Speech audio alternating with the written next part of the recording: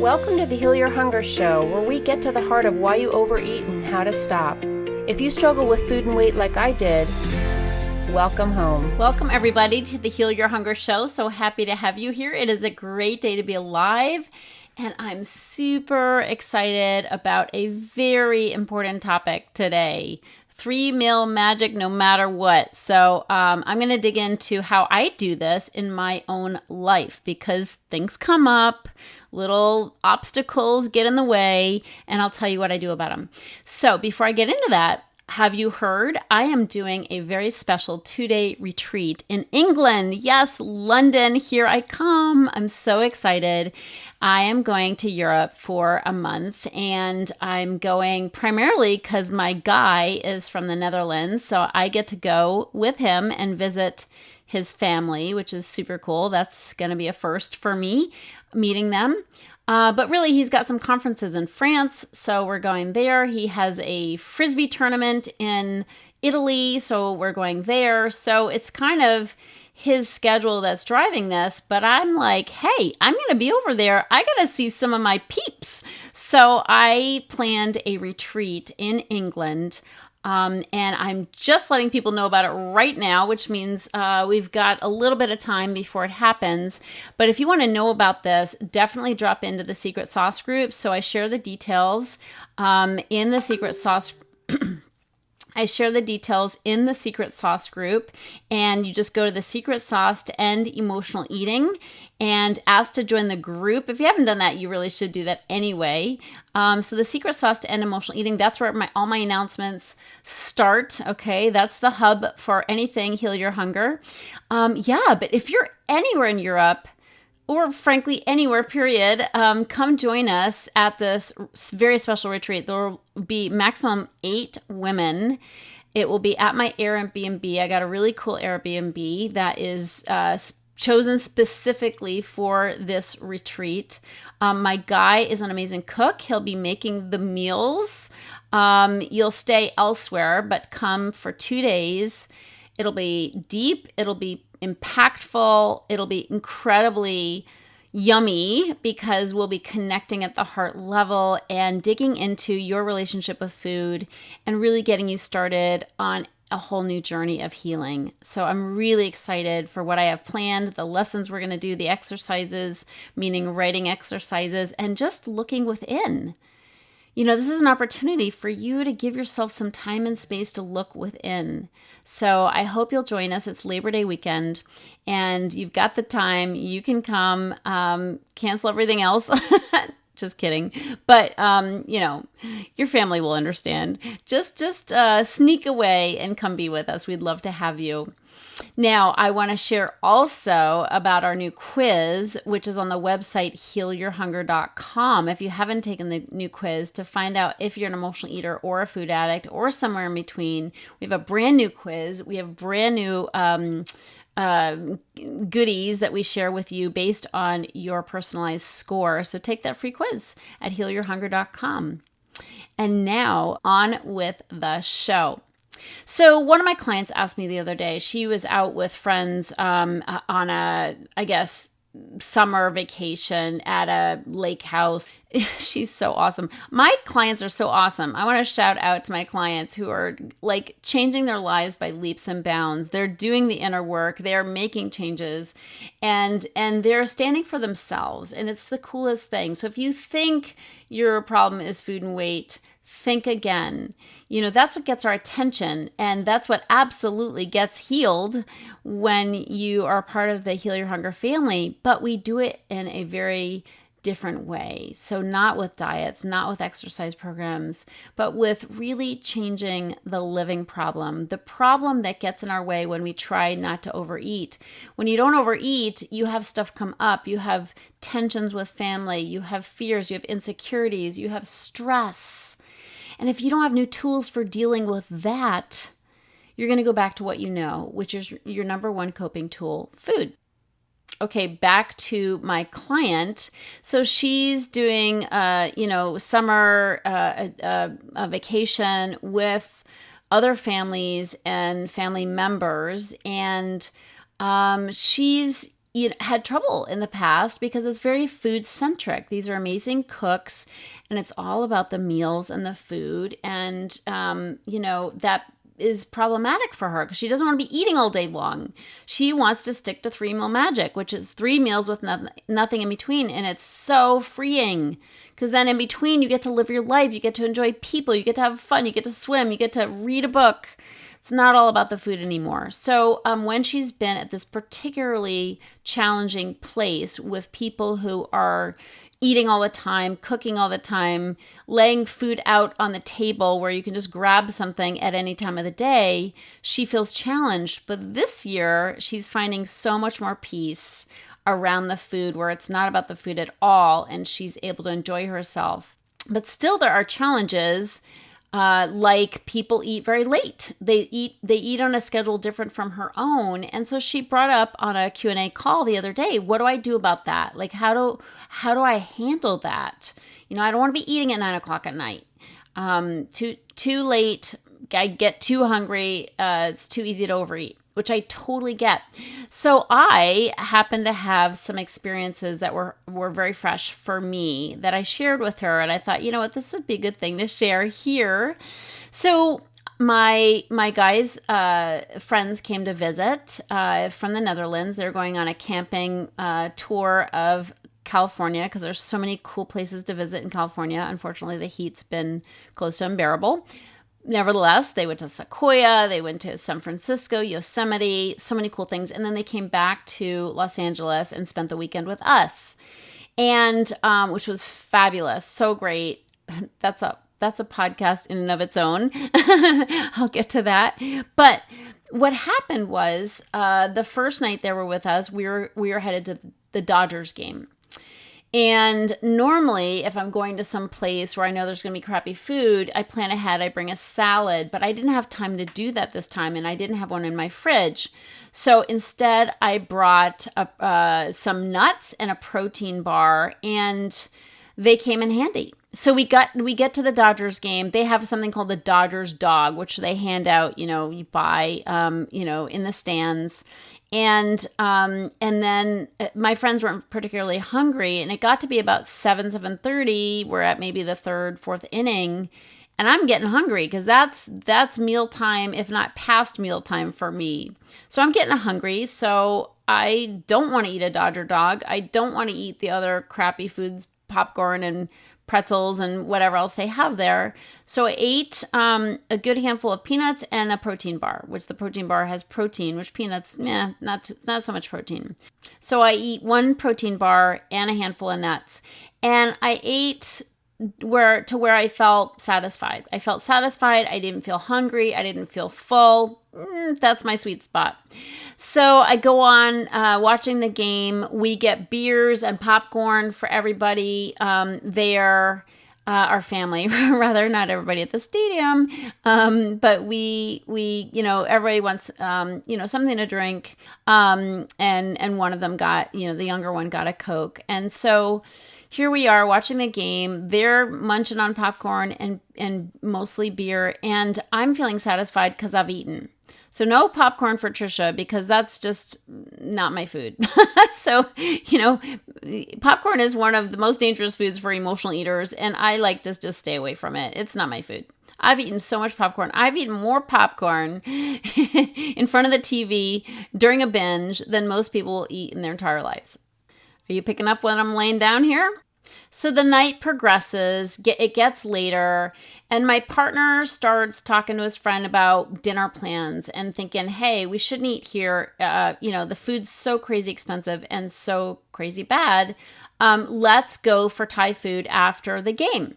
So they're planning this out, and we're probably going to get to the restaurant around 9:30 or so at night, and 9:30, 10. And I had some work to do the next day.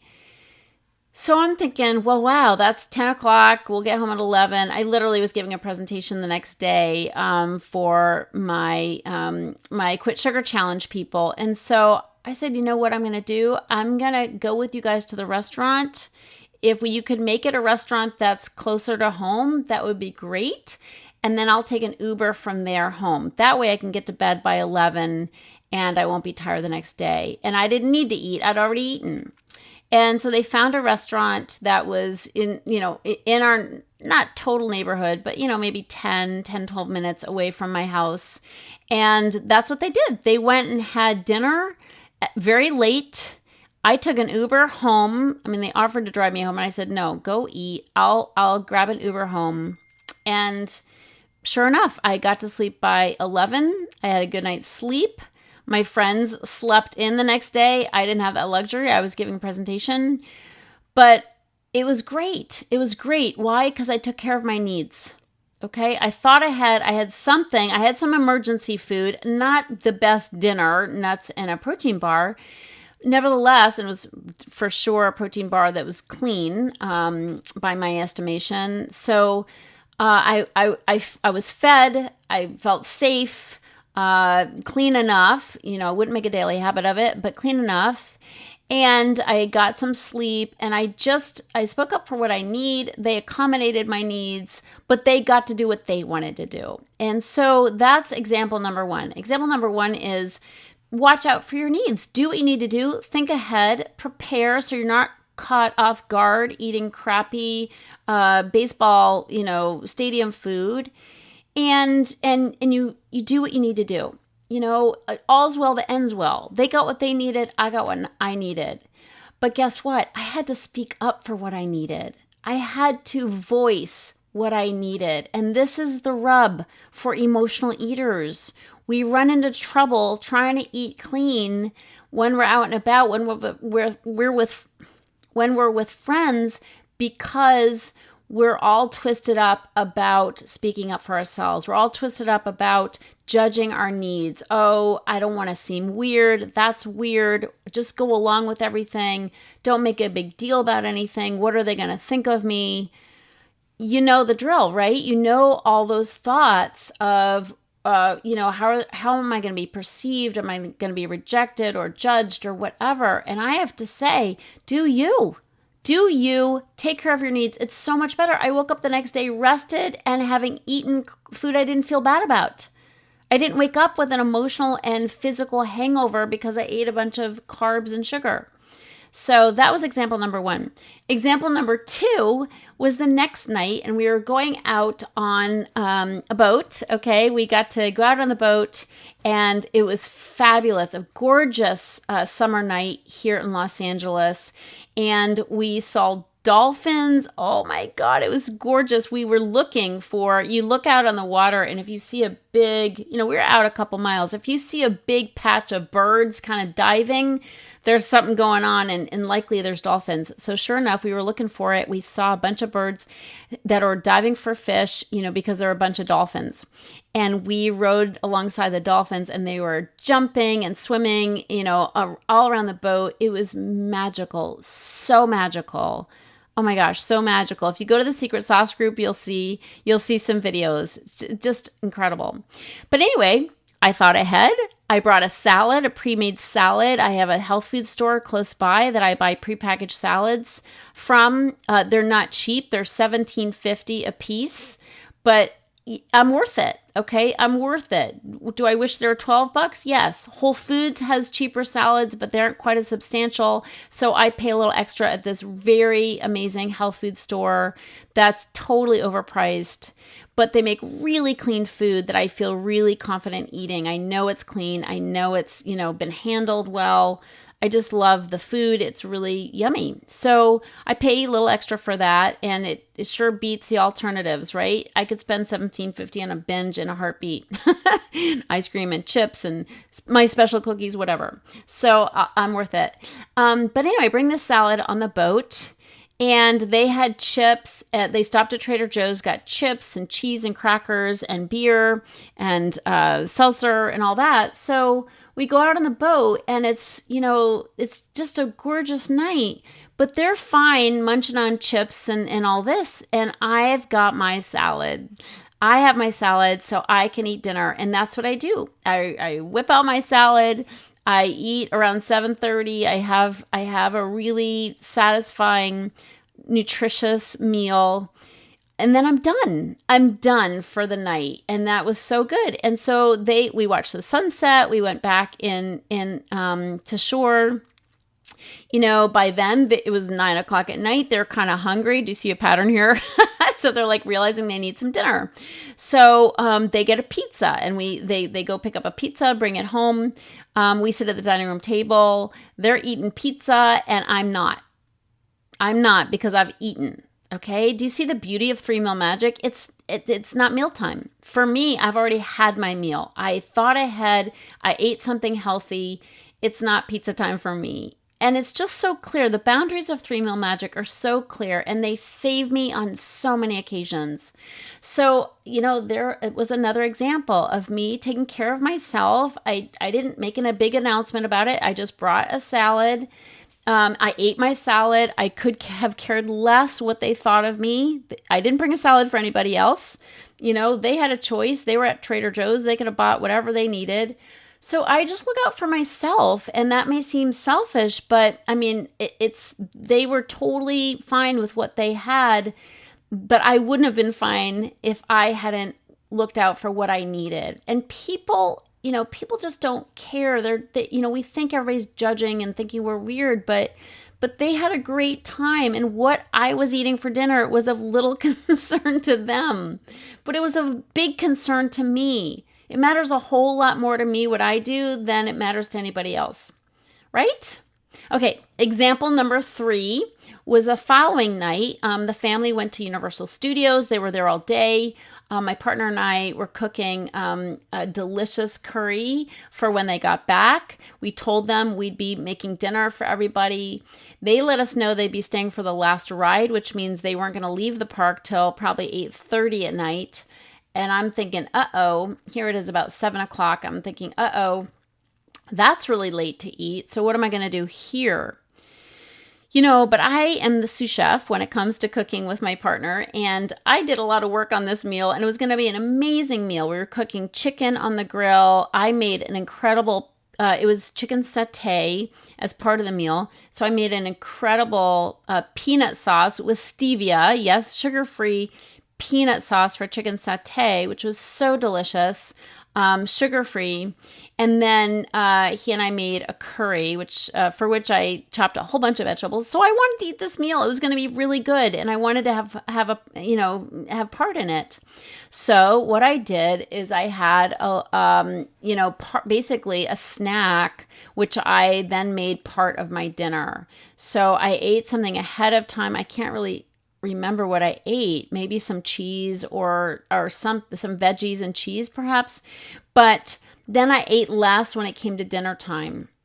I didn't eat the rice. I ate the vegetable curry. I ate a little bit peanut sauce and grilled chicken, and I was satisfied. I was great. But I just, I didn't have a full dinner because I'd eaten a little bit ahead of time, but it tided me over.